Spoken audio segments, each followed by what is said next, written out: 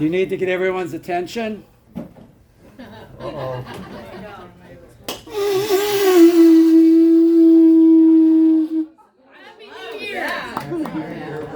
Yeah, 5 o'clock on New Year's. Oh, Lord. You've been to Paz, or Hillcrest. Thank you. Wasn't that great? The seagrass, I love that. All right. Oh, I've already forgotten what I do. Okay.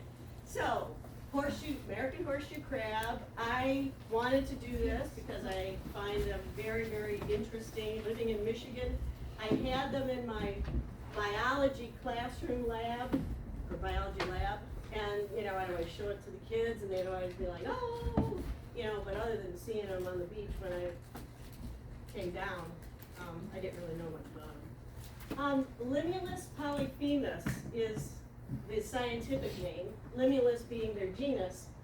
Animal kingdom, phylum Arthropoda, but they're not a crab. Oh man, that brings up a point. Why do they have a common name of crab? That's the problem with common names, Mountain lion, puma, cougar, it's very confusing. It's depending on where you live, we call it that, soda, pop, whatever. So, unfortunately, though, I continue to call it horse crab. My bad. All right, so they're actually more related to spiders and other arachnids than they are to crabs.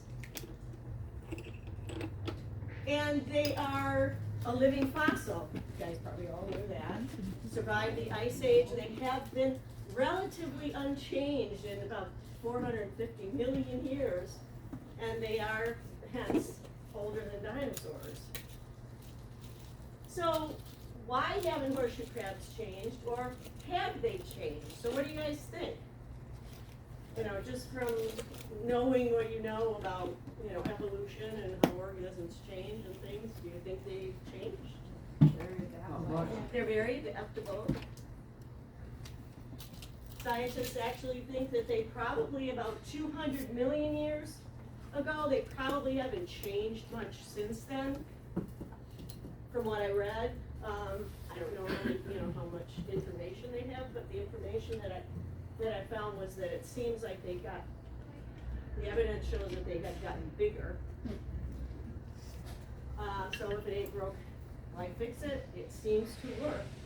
They've survived a lot of changes on Earth with, climates and weather and other organisms. So true or false? Horseshoe crab tails are dangerous, maybe even stinging. True or false? But they can stab. False. I suppose if you pick it up and went like that, they could stab you. Never pick up a horseshoe crab by its tail. Is that true? Right. So horseshoe crab tails aren't dangerous at all, unless you're picking them up correctly or something like that. And never pick up a horseshoe crab by its tail. It's kind of like the never picking up a turtle or a tortoise by its tail. Not exactly the same. These don't have a backbone, but just kind of keep that in mind. I found lots and lots of pictures online of people, picking them up, harvesting them by holding up their tail. Is that because it can break off? Is that why you don't pick it up by the tail? Sure, their tail, thank you for asking. Their tail has a really important job because as they're, swimming along, floating around, they might get flipped over, and they use that tail to right themselves, and so it's an important appendage for them. Okay, 3 body parts, main body parts of a horseshoe crab. Prosoma, I have this thing, that's right. Which is kind of what, maybe you might think of, like when you're thinking of some animals, like the thorax area perhaps, or the head or whatever, but anyway, they only have 3. So prosoma, epithysoma, and the teleson or tail of the horseshoe crab. They have 10 eyes, and they mostly, what they all do is just for identifying, light sources, just kind of guiding them in that respect. This one here, this photoreceptor array, is actually on the ventral side of the tail. Same with these ventral eyes. So this appears to me to be the dorsal end. And then the lateral eye, which is a compound lateral eye, and the rudimentary eyes. So they have really good vision. Really good vision as far as identifying movement and light changes. The compound lateral eyes have 1,000 receptors in each of their eyes. I think these are such cool pictures. And they significantly use them for finding a mate. So a little bit of the anatomy of the horseshoe crab. So if you flip one over, you see these legs here. Whoops, sorry about that. The legs. So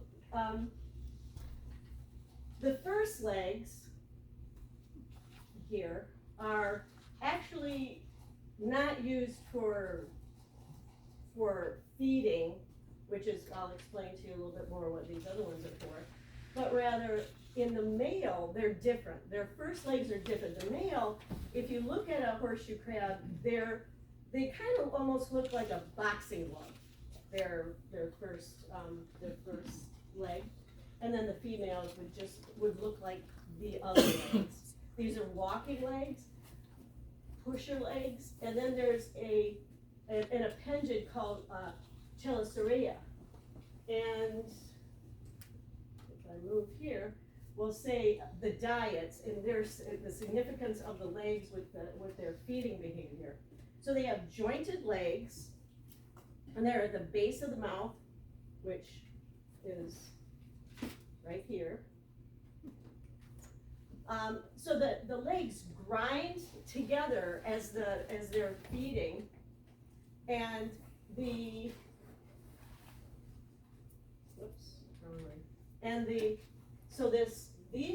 grind together the food being wanting to go into the mouth, and the chelicerae, push it into the mouth.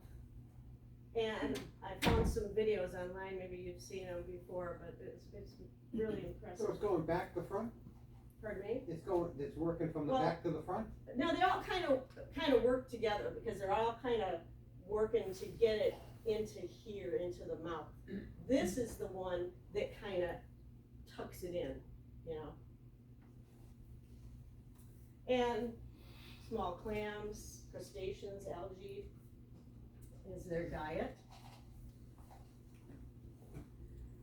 Is it a dead horse? Is it a dead horse? Is it a dead horseshoe crab, or is it a molt? And a lot of times people will call up and report, oh my gosh, there's all these dead horseshoe crabs on the beach.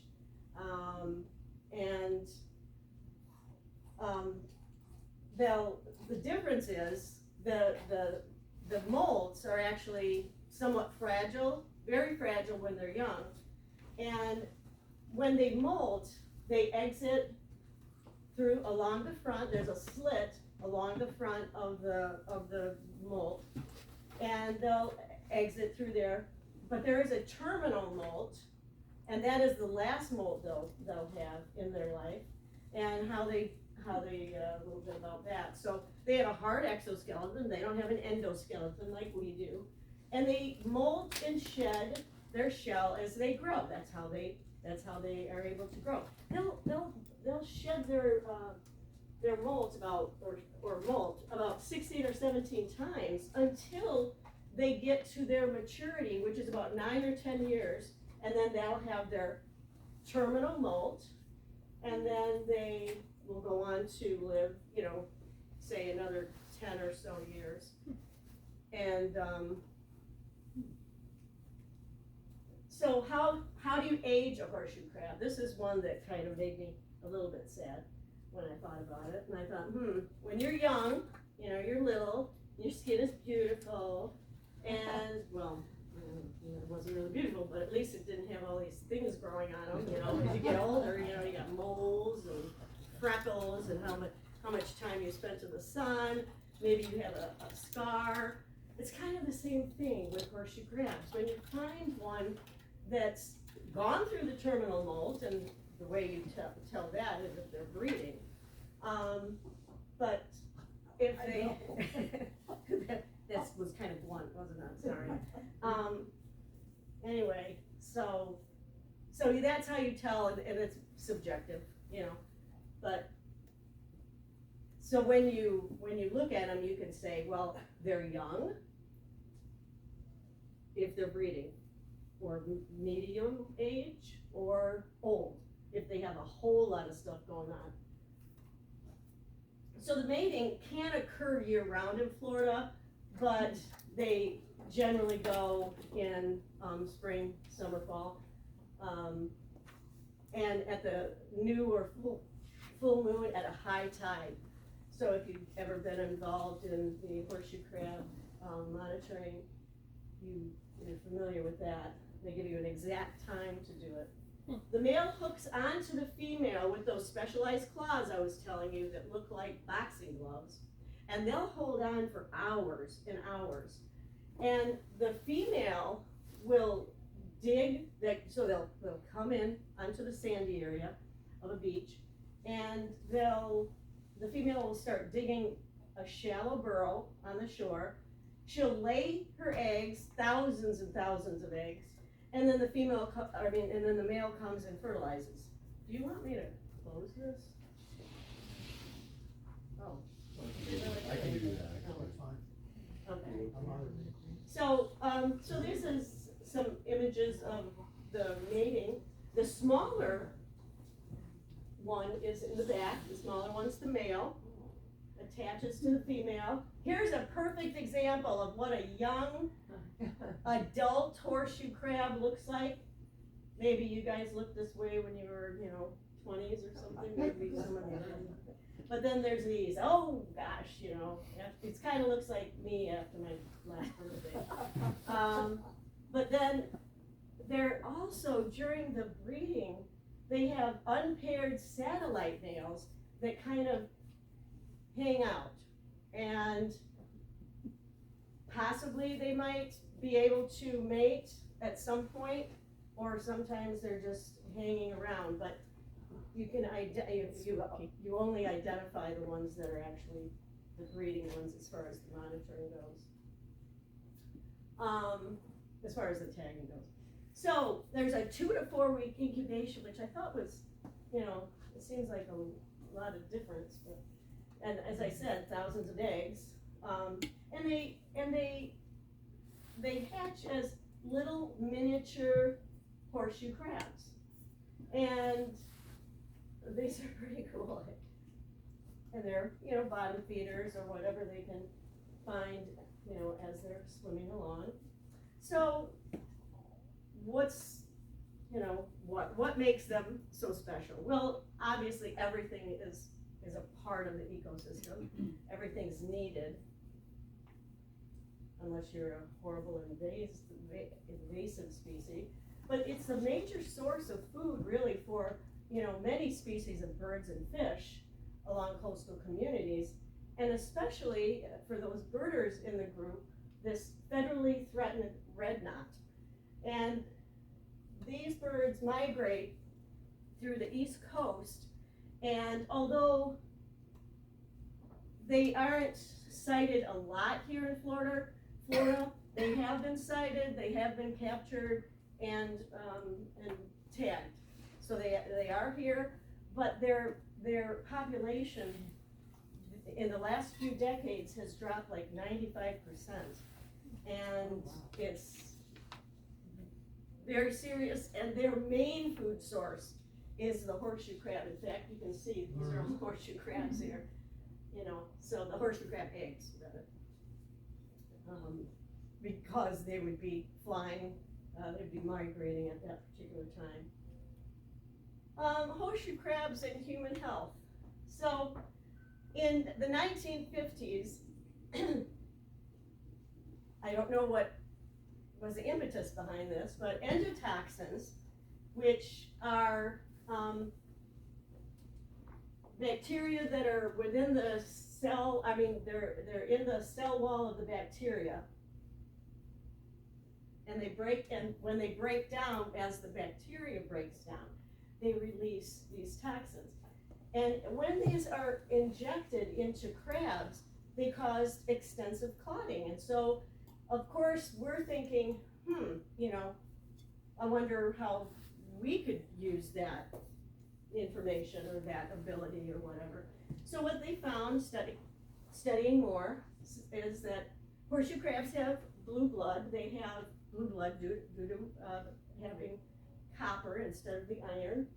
And it contains limulus amidoside lysate, a protein, an enzyme called LAL, in the blood that actually attacks bacteria. So if there's bacterial contamination, it has the ability to kill it. So now, I guess I should go back to this more. So here, maybe I'll go back to this one. In the United States, so what they do, and it's mostly in the northeast region of the United States, they have 5 licensed companies, one big one being, Charles River, but other biomedical companies, but there's only 5, I believe, licensed. And they people capture, mostly fishermen capture the horseshoe crabs, and they take them to these labs and set them up and will remove about a third of the blood from the crabs and from the horseshoe crabs, and use that blood and then release the horseshoe crabs. Unfortunately, about a quarter to a third of the horseshoe crabs don't survive. So there's some, serious concern about that, understandably. So in the 1970s, the limulus lysate test was developed, so that in the 1970s, everything is required: injectable medicine, devices used for injections, internal prosthetics, undergo testing with this for endotoxins that can be fatal. So, antibiotics that you get, vaccines you've gotten, all around the world. So you can thank a horseshoe crab for so many things. You just think of all the times that you've gotten a shot in your life. Well, at least since the 1970s. And it's, but there's no biomedical use in Florida, so that's a good thing. But there's some concern about the numbers in the Northeast because of the collection. I read 600,000, 700,000 is what I read that are collected. And like I said, don't make it. So this is where we enter into Kate's Horseshoe Crab Watch. And in 2019, they began the Horseshoe Crab Watch in Charlotte County. And the name is linked to Limulus, their genus, Limulus, Florida Horseshoe Crab Watch. So I have information for you about it, but we're gonna do something, well, no, let me talk about this. So what they do at a certain designated time, like a specific time, like 2:49, you can start. They tell you where to go, and you're gonna start walking along the beach, and you're gonna try to find some horseshoe crabs that are breeding. I've never found any horseshoe crabs breeding in Charlotte Harbor, unfortunately. And anecdotally, people say that they used to see a lot, but they seem to be not that many. It hasn't, the monitoring hasn't been going on that long, so I couldn't find any definite, numbers. But when you capture them, you pick them up always, I guess I didn't talk about that, you pick them up only by the prostoma. So the widest portion of their body, you're gonna pick them up, and then you're going to, if they're breeding, you can pick them up together and put them in a bucket, and then you're gonna weigh them, and you're gonna mark them, and mark them by these little tags you're gonna put in, because the male is significantly smaller, they have smaller tags, and the female would have some bigger ones. And another thing, if you are lucky enough to find one that's tagged, this is what you should do, and maybe the thing that she's gonna give you has it on there, but you can certainly take a picture of this, or I guess it'll be, sent to you. So if you find one that has this tag, you wanna snap a picture or record the tag number, probably easier to just take a picture of it. But don't obviously remove the tag, never pick up the crab by the tail. So you're gonna, write someplace, the date that you found it, the location, a GPS would be the best, but, and then the time of the sighting, and if the crab was dead or alive. Even if it's dead, don't remove the tag. And then this is where you're gonna report it. So now, this is a little activity, just very short, brief activity. Oh, I took that, I'm sorry. I was supposed to, so this is the horseshoe crab that I was lent by somebody, which its ventral portion is in pretty bad shape. How does the tag stay in? Yeah, you guys are gonna be actually doing that, to some other things. All right, so I have some, could You you need the put lights? that light on, please? Okay, so these are molds that Bruce and I found during one of our monitors, and we were so excited because these were all these little molds. So we didn't see any adults mating, but this is obviously a good indicator that somewhere in the harbor there are young horseshoe crabs. We're gonna just put them here, you guys can look at them, touch them, whatever you wanna do. I'll take it back, if you don't mind, but I'll give you a couple. They're just.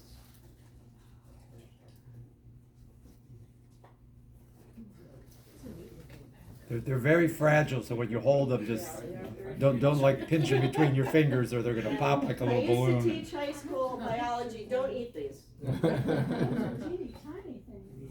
Yeah, well, these, I think, I looked it up and I think, they thought it was like a couple years old, was that? The smallest one, about the size of your thumbnail, will be a year old, and then we've got some that are like a silver dollar size. Those Well, would I be don't know if you can. subsequent, If age you groups. can look at your, maybe you can find the boxing gloves, I don't know that you can look at them and see if they. You can see the slit really good on Yeah, that you big can, one. I'm That gonna on give some- you guys two because Wow, it's they're amazing small. that there's. There's three of you at the table. No, you can just, Is you this can what the just. birds eat? The birds eat this? No, the birds eat the eggs. The birds eat the eggs. Okay, now. Yeah, I could help, if you want. We'll give them these later if you want. Okay, let me.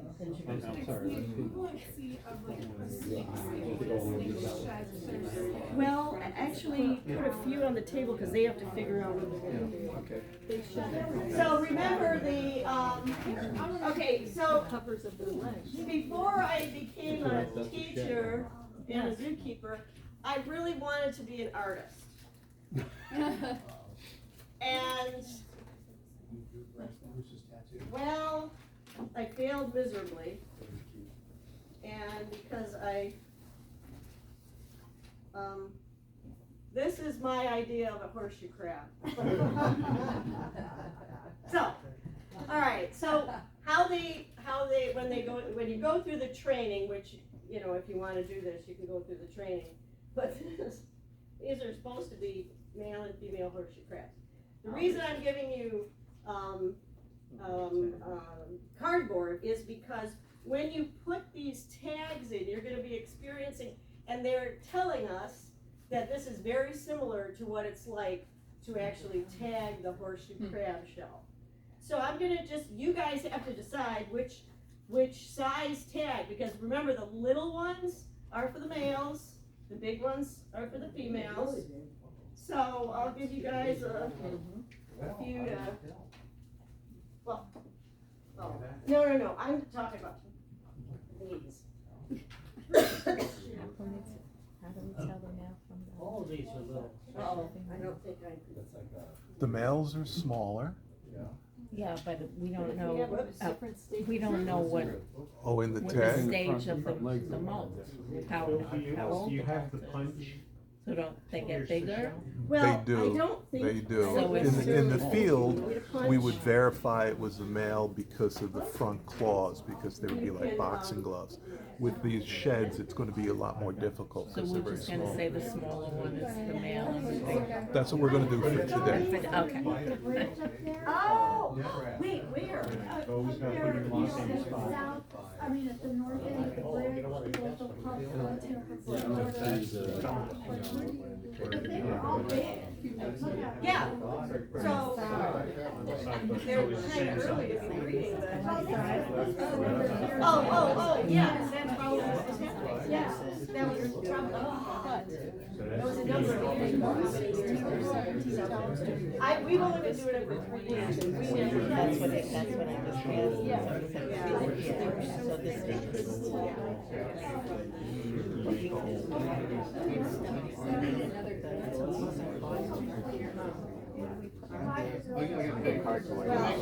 Yeah, you can share yours. Oh, okay. So, did you want to demonstrate Yeah, sure. Right at the end of Phyllis's. Oh, So, all right. there We'll continue isn't on from all- here. Just goes, yeah. Oh, okay. I didn't have a This is all separate. being passed around if Okay. you want it, and this is what you would be using for the horseshoe crabs. You hold them, you hold it, you can see right at the base, kind of like at the left side, well, one thing, you do it on the left side of the prosoma, and you make a little hole in there. There might be some liquid that comes out, they say it's okay. They assure us it's okay. And then you take the, and then you put the marker in. It's not a bad. Time's up. Good. It is. So if you want to, you can do it if you want. Yeah. With the awl. With the awl. The awl is the thing that will penetrate the shell, and then you pop this in with your thumbs, and it will stay. It's like piercing its ears. Kind of like piercing. I didn't know she was gonna bring these, so I'm very This is a male. Remember when I told you I failed art class?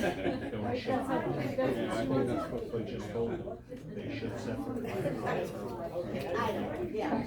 We're pretending. This is all pretending. On the left side. But we need On the left side. the The prosoma. So get it kind of. female, because it's bigger. Where's the who has the oil. Okay. Okay. Oh, I just wanted to know. I just wanted to make sure it was going on. Excuse me. So if you want to, Here, can you give me one?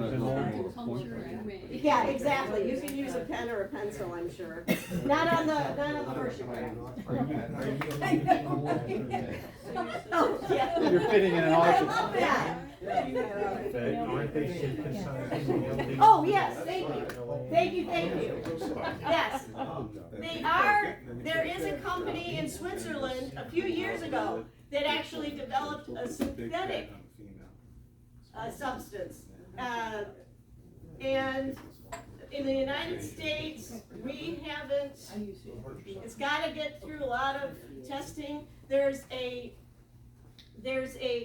doctor that works at Lilly Pharmaceutical Company that's really pushing for this because he's a birder and he's very concerned about that red knot bird. And so he's really pushing to try to move this forward. So hopefully in the next few years, that will be an option. I guess my first thought would be, you know, for allergies, I don't know. I'm sure they test for all kinds of things like that, but anyway. But yes, it's moving forward, but it's moving forward quite slowly. So tell me again, what does this stuff do for injections?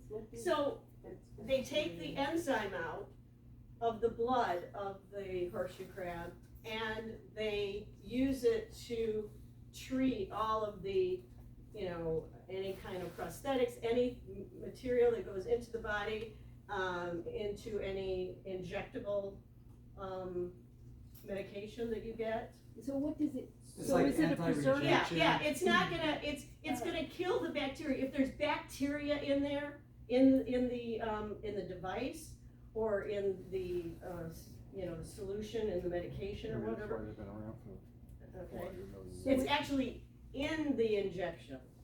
So is it a preservative? They use it as a preservative? No, it No. stops the body No. from rejecting it, It's a rejection. because I it's would not gonna assume fight it. off bacteria. Yes, it is a little tiny bit, I can't remember. So it kills the Why bacteria. don't they have? I thought it just identified that there was bacteria. No, it actually kills it. They do have farms, I don't know. Yeah. Okay, Dave? Okay. No, that's it.